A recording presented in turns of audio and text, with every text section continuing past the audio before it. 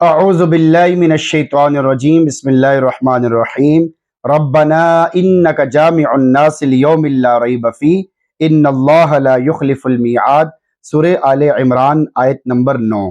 راسخین فی العلم کی دوسری دعا، بڑے بڑے علماء کرام کی دوسری بہترین دعا، ربنا انک جامع الناس، اے ہمارے رب بے شک تو سب لوگوں کو ایک ایسے دن میں جمع کرنے والا ہے، لیوم لا ریب فیہ، جس کے آنے میں کوئی شک نہیں ہے۔ یعنی اے ہمارے پالنے والے، آپ حساب و کتاب کے لیے لوگوں کو جمع کرنے والے ہیں، اور ہمیں اس پر یقین ہے۔ اور جو دنیا میں گمراہ ہو گیا، اسی گمراہی کے ساتھ مر گیا، تو وہ قیامت کے دن تباہ و برباد ہو جائے گا، اور جو دین و ایمان کو سلامتی کے ساتھ لے گیا وہ نجات پا جائے گا اور ہمیشہ کے لیے سعادت مند بن جائے گا۔ پس ہمیں دین و ایمان کی سلامتی عطا فرما کر آخرت کی ذلت سے بچا لے۔ ان اللہ لا یخلف المیعاد، بے شک اللہ اپنے وعدے کی خلاف ورزی نہیں کرتا۔ یعنی اللہ تعالیٰ جو بھی وعدہ کرتا ہے اس کی خلاف ورزی نہیں کرتا، بلکہ وہ اسے پورا کر دکھاتا ہے۔ اس لیے ہمیں ان دعاؤں کو کثرت سے پڑھنا چاہیے تاکہ اللہ تعالیٰ بھی اپنا وعدہ پورا فرما کر ذلت اور رسوائی سے ہمیں محفوظ فرما لے۔ صرف دنیا ہی کی دعائیں نہ مانگیں، بلکہ اللہ تعالیٰ نے ان آیات میں جو دعائیں سکھائی ہیں وہ بھی مانگنی چاہیے۔ تیری دعا ہے کہ ہو تیری آرزو پوری، میری دعا ہے کہ تیری آرزو بدل جائے، یعنی نیک آرزو بن جائے، نیک تمنا بن جائے، نیک کاموں کا شوق تیرے اندر پیدا ہو جائے۔ آیت کا میسج آپ کے نام، عقل مندوں کی شان۔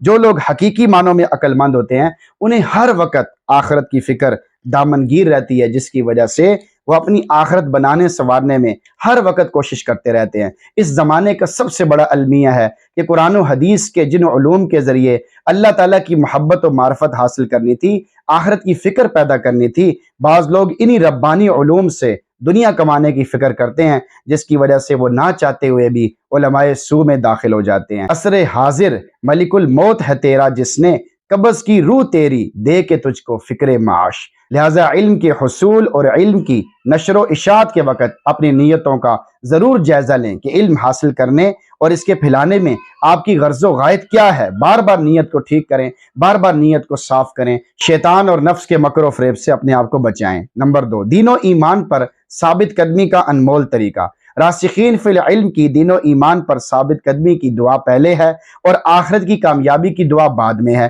جس میں اشارہ ہے کہ اگر کوئی ڈرتا رہے گا اور آخرت کا خوف اپنے دل میں پیدا کر لے گا تو اسے دین ایمان پر ثابت قدمی بھی نصیب ہو جائے گی اور آخرت کی فوز و فلاح بھی مقدر بن جائے گی۔ نمبر 3، یہ ربانی صفت ہے۔ اس آیت سے واضح ہوا کہ ایفائے عہد یعنی وعدے کو پورا کرنا یہ ایک ربانی صفت ہے، لہٰذا ہر انسان کو چاہیے کہ ہر چھوٹے بڑے وعدے کو ضرور پورا کر کے اسے عبادت بنائے۔ اللہ تعالیٰ ہمیں بھی آخرت کی فکر کرنے کی توفیق عطا فرمائے۔ ہمیشہ رہنے کا گھر تو آخرت ہے، مرنے کے بعد والی زندگی ہمیشہ ہمیشہ کی ہے۔ دنیا کی زندگی تو عارضی ہے، دنیا کی بیماری بھی عارضی ہے، دنیا کی پریشانی بھی عارضی ہے، دنیا کے حالات عارضی ہیں، دنیا کے نشیب و فراز عارضی ہیں، سب کچھ عارضی ہے۔ اور انسان مرنے کے بعد جس زندگی میں جائے گا وہ ہمیشہ ہمیشہ کی زندگی ہے۔ اگر جنت ہے تو پھر ہمیشہ ہمیشہ کی جنت ہے، مزے ہیں تو پھر ہمیشہ ہمیشہ کے مزے ہیں، اگر نقصان ہے پھر ہمیشہ ہمیشہ کا نقصان ہے، پریشانی ہے تو پھر ہمیشہ ہمیشہ کی پریشانی ہے۔ اللہ تعالی ہم سب کو توفیق عطا فرمائے۔ جو دنیا میں ہی اپنی فکر کر لے گا، اپنے آپ کو دنیاوی لذات سے بچا کے دینی کاموں میں اپنے آپ کو مصروف کرے گا تو وہی کامیاب ہوگا، وہ قبر میں کامیاب ہوگا، حشر میں کامیاب ہوگا، اللہ کے سامنے کھڑا ہوگا، اللہ اسے دیکھ کر مسکرائیں گے، یہ اللہ کو دیکھ کر مسکرائے گا۔ اللہ تعالی ہمیں بھی آخرت کی فکر کرنے کی توفیق عطا فرمائے اور ہم سب کو دین کے کاموں کی ہمت، طاقت، قوت، شوق ذوق نصیب فرمائے اور ہم سب کو قرآن پڑھنے، سننے، سمجھنے کا بھی اہتمام نصیب فرمائے۔ آمین۔